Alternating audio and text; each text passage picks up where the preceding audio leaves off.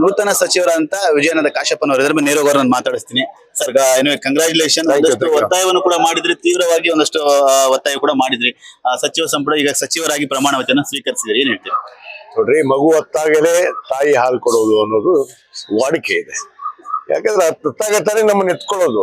ಆ ನಿಟ್ಟಿನಲ್ಲಿ ನಮ್ಮ ನಾಯಕರಲ್ಲಿ ಮನವಿಯನ್ನು ನೀಡೋದು, ನಮ್ಮ ನಾಯಕರಲ್ಲಿ ಬೇಡಿಕೆ ನೀಡೋದು ತಪ್ಪಿಲ್ಲ ಅಂತ ಅನ್ನೋ ಭಾವನೆಯನ್ನು ಇಟ್ಕೊಂಡೆ ಒತ್ತಡವನ್ನ ಮಾಡಿದೆ. ಯಾಕಂದ್ರೆ ಕಳೆದ 24 ವರ್ಷ ಆಯ್ತು ನಮ್ಮ ತಂದೆಯವರು ನನ್ನ ಮನೆತನದಲ್ಲಿ ಸಚಿವರಾಗಿ.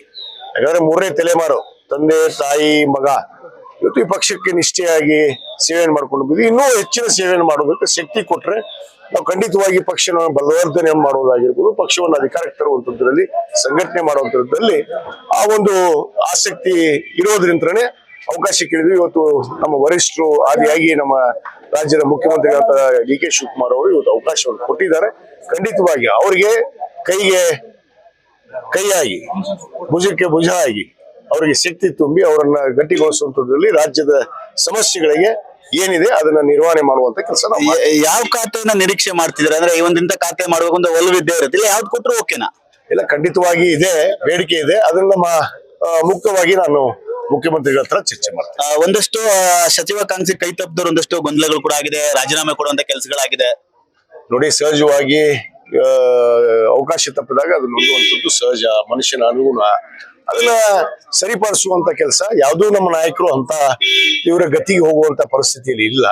ಅದಕ್ಕೆ ನಮ್ಮ ಮುಖ್ಯಮಂತ್ರಿಗಳಿದ್ದಾರೆ, ಮಾಜಿ ಮುಖ್ಯಮಂತ್ರಿಗಳಿದ್ದಾರೆ, ನಮ್ಮ ಕೆಪಿಸಿ ಅಧ್ಯಕ್ಷರಿದ್ದಾರೆ.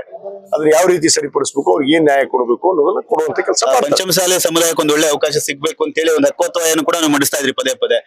ಈಗ ಸಚಿವ ಸ್ಥಾನ ಸಿಕ್ಕಿದೆ, ಬಲ ಬಂದಂತಾಗಿದೆಯಾ ಸಮುದಾಯ? ಖಂಡಿತವಾಗಿ ಸಮುದಾಯ ಒಂದು ಕಡೆ ಇದ್ರೆ ಈ ರಾಜ್ಯದಲ್ಲಿ ಇರುವಂತ ನಾವು ಏನು ಜಾತ್ಯತೀತ ತಳಹಾದಿ ಮೇಲೆ ಬಂದಂತ ನಮ್ಮ ಪಕ್ಷ, ಆ ಪಕ್ಷದ ತತ್ವ ಸಿದ್ಧಾಂತವನ್ನು ಒಳಗೊಂಡಂತೆ ಒಂದು ಸಮುದಾಯಕ್ಕೆ ನಾನು ಪ್ರತಿನಿಧಿ ಆಗ್ಬೋದು.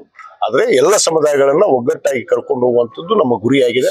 ಖಂಡಿತವಾಗಿ ಆ ಮುಂದಿನ ದಿನಗಳಲ್ಲಿ ಎಲ್ಲ ಸಮುದಾಯಗಳನ್ನ ನ್ಯಾಯ ಕೊಡುವಂಥದ್ದು, ಅದಕ್ಕೆ ಏನು ಸೂಕ್ತವಾಗಿ ಅಭಿವೃದ್ಧಿ ಪಡಿಸಬೇಕು ಅದನ್ನ ಮಾಡುವಂತ ಕೆಲಸ ನಾವು ಮಾಡ್ತೀವಿ. Thank you sir. ಇದಿಷ್ಟು ನೂತನ ಸಚಿವರಂತ ವಿಜಯಾನಂದ ಕಾಶಪ್ಪನವರ ಮಾತು.